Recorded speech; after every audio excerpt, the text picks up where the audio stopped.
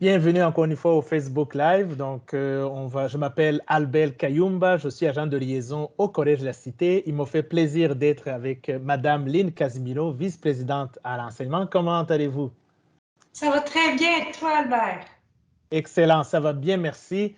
On va profiter de cette occasion pour parler du mode de livraison de nos cours pour l'automne 2021. On approche la rentrée et je suis sûr et certain que certaines personnes se posent les questions comment on va suivre des cours à partir de septembre. Donc, brièvement, comment on planifie d'offrir des cours? Alors, pour le mois de septembre, on continue la tendance qu'on a eue l'année dernière, c'est-à-dire que toutes les activités qui peuvent se tenir à distance sont offertes à distance et les activités pour lesquelles c'est préférable ou essentiel d'être sur le campus sont offertes sur le campus. Excellent.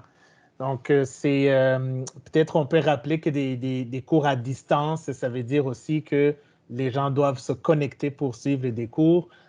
Et ça a bien été de toutes les façons depuis qu'on est en mode confinement, depuis l'année passée. Pouvez-vous nous expliquer comment, en fait, je sais que certaines personnes, effectivement, attendaient à savoir comment on va suivre des cours. Pourquoi c'est important pour le collège d'offrir une formation beaucoup plus à distance et pour l'automne? Oui, effectivement. Alors, c'est pour la santé et sécurité de tous. On peut voir dans les nouvelles avec la nouvelle variante Delta et potentiellement d'autres variantes qui pourraient arriver en suivant les consignes de la santé publique d'Ottawa, mais aussi de la province. On applique les mesures qui nous sont recommandées. Et donc, on nous suggère fortement de poursuivre avec les mêmes mesures sanitaires qu'on avait l'année passée.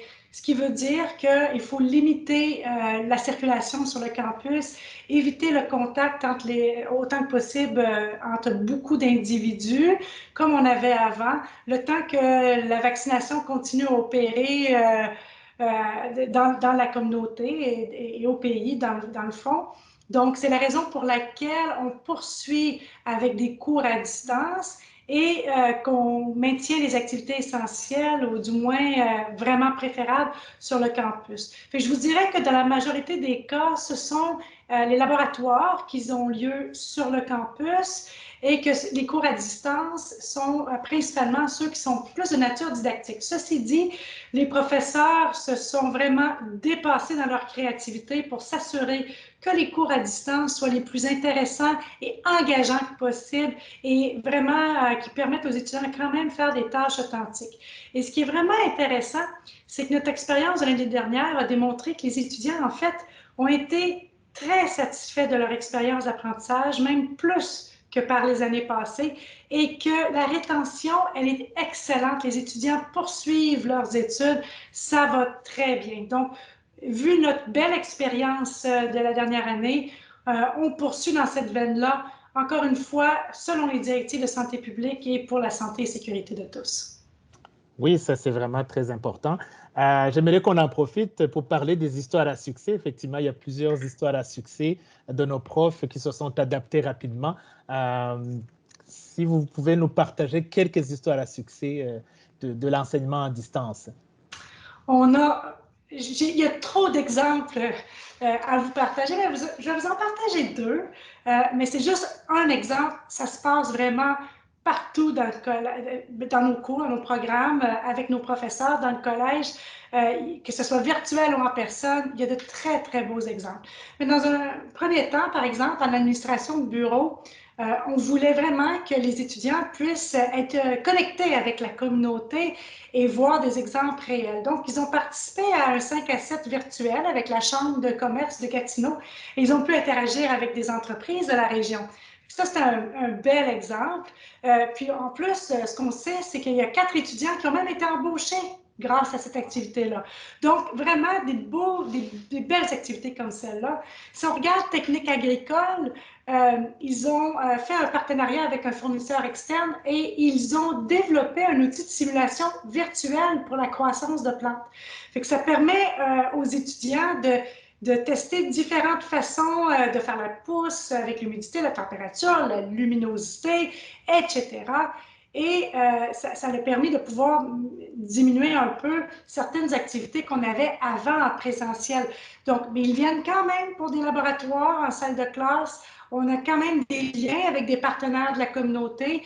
Mais évidemment, en raison de la pandémie, on ne sait jamais là, si certaines activités doivent être vues de façon différente. Donc, ce nouveau logiciel de simulation s'assure, permet aux étudiants de continuer leur apprentissage et de quand même vivre des expériences qui sont très authentiques et faisables, même à distance. Très intéressant.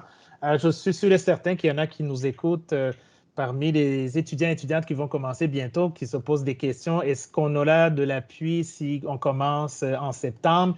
Parlez-nous brièvement de l'appui qui a été toujours disponible l'année passée, mais aussi qui sera disponible pour l'année qu'on va commencer bientôt. Évidemment, il y a de nombreux services d'appui au collège pour accompagner les étudiants tout au long de leur réussite. Évidemment, tous ces services sont disponibles à distance. Vous n'avez qu'à consulter le site web du collège, vous allez pouvoir voir tous les services disponibles. Mais à partir ou à compter, si vous voulez, du 7 septembre, certains services auront une présence sur le campus pour certains cas spécifiques, comme par exemple la Boussole qui offre un service d'appui aux étudiants quand ils ont besoin de consulter, counseling, etc. Ils ont des services évidemment à distance, mais s'ils ont besoin de services rapides, ils sont en mesure aussi d'appuyer les étudiants en présentiel aussi. Il y a un carrefour de la réussite, la zone aussi qui va permettre une certaine utilisation, évidemment, dans les limites là, de ce qu'on est capable d'offrir en raison des mesures de santé et sécurité, mais en respectant quand même le nombre de personnes maximales qu'on peut accepter, il va y avoir quand même une certaine capacité de pouvoir utiliser ces services en présentiel. L'aide financière est aussi disponible à distance, mais encore une fois, il va y avoir possibilité d'avoir un appui sur rendez-vous, la bibliothèque, le portail d'apprentissage, les spécialistes de l'expérience étudiante qui sont toujours disponibles à distance, et j'en passe. Donc, si vous avez besoin de services, je vous incite encore une fois d'aller visiter le site web du collège, puis vérifier pour les services d'appui à la réussite. Vous allez trouver la page assez rapidement. Oui, intéressant. Donc, il y a vraiment beaucoup d'appuis disponibles. Ça fait partie de nos avantages au collège. En parlant des avantages, un des avantages que nous avons pour la majorité de nos programmes, c'est des stages. Il y a des stages aussi en milieu de travail. Comment on va fonctionner pour l'automne prochain pour ceux et celles qui ont des stages dans leur programme? Alors, pour les stages, on a poursuivi tout au long de la pandémie. On a de nombreuses ententes. Dans certains cas, quand on était en mesure de modifier potentiellement le stage par des activités à distance, on l'a fait. Quand ça doit être en milieu de travail, c'est fait aussi.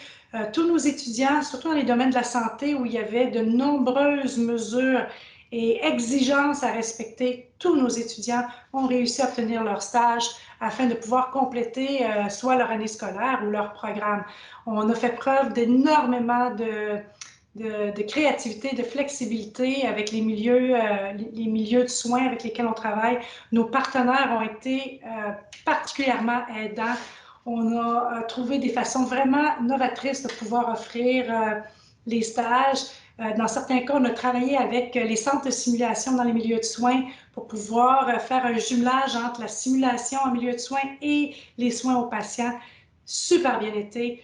Pour les autres domaines qu'on a au collège, on a réussi quand même à avoir des stages avec nos partenaires. Dans certains cas, les stages se sont réalisés à distance. Par exemple, si on parle de journalisme, tout est possible avec les technologies qu'on a aujourd'hui de faire ces stages et de continuer à travailler avec les milieux de travail à distance. Donc, il y a certains domaines pour lesquels ça se prêtait, mais vraiment bien. Donc, les stages se sont poursuivis.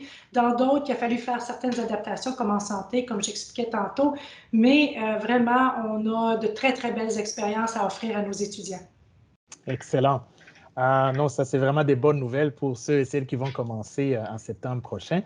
J'aimerais aussi qu'on parle du vaccin. Donc, ça, on entend ça dans l'actualité. Il y a des campagnes de vaccination. Est-ce que le vaccin sera obligatoire au collège pour ceux et celles qui doivent se rendre sur le campus?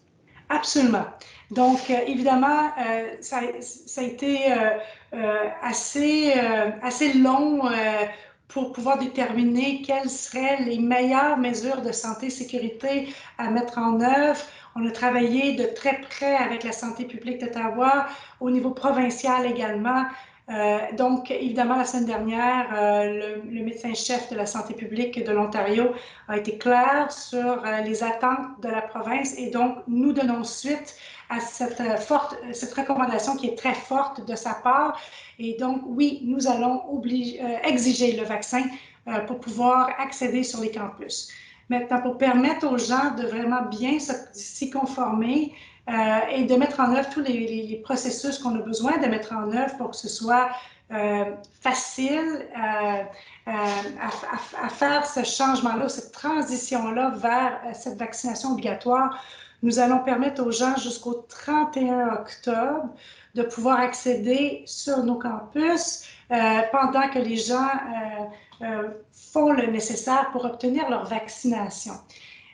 D'ici là, vraiment, toutes les mesures socio-sanitaires seront mises en application, c'est-à-dire qu'on continue à respecter la distanciation de 2 mètres, on continue à avoir une vérification active à nos portes d'entrée, le port du masque est encore obligatoire et après le 31 octobre, c'est-à-dire dès le 1er novembre, on s'attend à ce que toutes les personnes qui accèdent au campus puissent fournir une preuve de vaccination et on parle des 2 doses. Donc, évidemment, il y a beaucoup de communications là, qui vont être tenues d'ici le 1er novembre pour vraiment bien accompagner les gens, mais on encourage fortement tous nos étudiants d'aller se faire vacciner immédiatement pour évidemment diminuer la propagation du virus pour les prochains mois. Excellent. Non, c'est vraiment des bonnes nouvelles parce qu'il y avait effectivement des candidats qui se posaient la question. Donc, je pense que c'est intéressant d'avoir cette bonne information. Je pense qu'on a fait le tour. Est-ce que vous avez d'autres informations pertinentes à partager aux futurs étudiants et étudiantes? Oui, mais juste pour vous dire qu'à la Cité, nous avons complètement revu notre pédagogie pour faire une approche par compétence, ce qui veut dire que tous les cours sont ancrés dans des activités qui sont vraiment authentiques et vraiment liées au marché de l'emploi. Donc, pour les étudiants qui viennent à la Cité, vous avez la main à la pâte immédiatement quand vous commencez votre programme, peu importe le programme que vous avez choisi. On a évidemment beaucoup de laboratoires. Vous allez quand même si vous suivez vos cours à distance, il y a des laboratoires. Pour ceux que le programme est offert complètement à distance, cela n'empêche pas que vous allez vivre des activités authentiques, que vous allez avoir l'occasion d'être lié au marché de l'emploi. Vous allez vraiment vivre une belle expérience d'apprentissage unique en province par rapport à son approche. Alors, j'estime que vous faites un bon choix en venant à la Cité. Excellent. Donc, c'est sûr et certain que c'est un bon choix. Et je vous remercie beaucoup de nous avoir partagé ces informations. Je remercie aussi à ceux qui nous suivent présentement. Merci beaucoup. Merci à vous tous et bienvenue à la Cité. Merci.